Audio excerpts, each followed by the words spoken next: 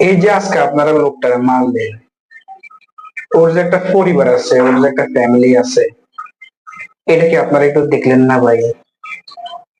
কিছু টাকা চাঁদার জন্য যে ওই মানুষটারে মারলেন, আপনাদের মনে কি একটু দয়া মায়া নাই? একটু চিন্তা হয় না যে ছেলের ঘরে বউ আছে, বাবা মা আছে, বাল বাচ্চা আছে, তাদের ফিউচারে কি হবে? এই ধরনের কি একটু ইন্টেনশন আপনাদের নাই ভাই? কিছু টাকা চাঁদার জন্য আপনি চাঁদা নিয়ে কি করবেন? আপনার ছেলে মেয়ে, বউ বাচ্চা, তাদের পিছনে খরচ করবেন। তো এক ব্যক্তিকে মারিয়ে আনি যদি এখন আপনি আপনার বাল বাচ্চার মুখে খাবার তুলে দেন, তো ফিউচারে যখন আপনার বাল বাচ্চা আপনাকে জিজ্ঞেস করবে যে বাবা তুমি এই টাকাগুলা আমাকে কিভাবে তুমি বড় করছো, তখন ভাই কি জবাব দিবেন আপনার ছেলে সন্তানদের কাছে? আসলে কি বলবো, দেশের এমন একটা অবস্থা আপনারা তৈরি করছেন। আপনারা এখন চাঁদাবাজিকে সমঝোতা তৈরি করছেন। ঠিক আছে, সরকার আপনাদেরকে চাঁদাবাজি লাইসেন্স দিচ্ছে সমাজদের কথা বলে। তো আপনারা এখন যা ইচ্ছে করেন।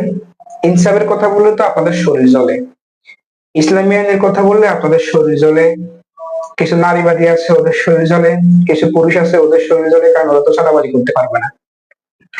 তো আপনাদের ধর্মে হচ্ছে চাঁদাবাজ, চাঁদাবাজের ধর্ম হচ্ছে চাঁদাবাজি। দল তো করে, সবাই তো চাঁদাবাজি করে না।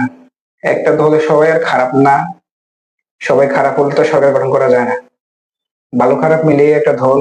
তবে এই যে কিছু কুখ্যাত মানুষদের কারণে দলের বদনাম হয়, বড় বড় দলের বদনাম হয়। এই যে কিছু পাঁচ হাঁটা লোক আছে, এগুলোর কারণে কিছুদিন আগে এই যে পাথর দিয়ে পিঠে মানুষ মারি ফেলাইছে, আজকে আবার একজন মানুষ মারি ফেলাইছে যাত্রা বাড়িতে, এই চাঁদার জন্য। চাঁদা এখন বাংলাদেশে একটা ব্যাধি তৈরি হয়েছে, এটা একটা ব্যাধিতে রূপান্তর হয়েছে। আমরা ইতিহাসে শুনে জানতে পারলাম যে বিএনপি সরকার যখন ক্ষমতা ছিল তখন তিনবার বাংলাদেশ দুর্নীতিতে চ্যাম্পিয়ন হয়েছে। তো হয়তো আগামীতে হইব কিনা জানি না, তবে আমরা চাই না যে বাংলাদেশে আবারও দুর্নীতিতে চ্যাম্পিয়ন হোক, বা দেশে যে চাঁদাবাজি সন্ত্রাসী যেভাবে চলতেছে এগুলো অবশ্যই নিয়ন্ত্রণ করা দরকার। জনাব তারেক রহমান, আপনার প্রতি আমাদের জনগণের অনেক আস্থা আছে। আপনার আস্থা বিশ্বাস, আপনি এখন আমাদের অভিভাবক, আমাদের প্রধানমন্ত্রী। তো আমরা চাই এই ধরনের চাঁদাবাজি নির্মূল করতে। আর আপনার কমিটমেন্ট ছিল যে আপনি চাঁদাবাজদের থুতু চেপে ধরবেন, তো এইটা কি তার নমুনা? পুলিশ প্রশাসনকে আরো শক্তিশালী অবস্থান তৈরি করতে হবে, নয়তো এই চাঁদাবাজি বন্ধ হবে না। চাঁদাবাজি বন্ধ করতে হলে পুলিশ প্রশাসনকে আরো ন্যায় নিষ্ঠার সঙ্গে কাজ করতে হবে। জনসম্মুখে একজন মানুষকে পিটে মারি ফেলা, বা এটা কি কোনো সাধারণ কথা হইল?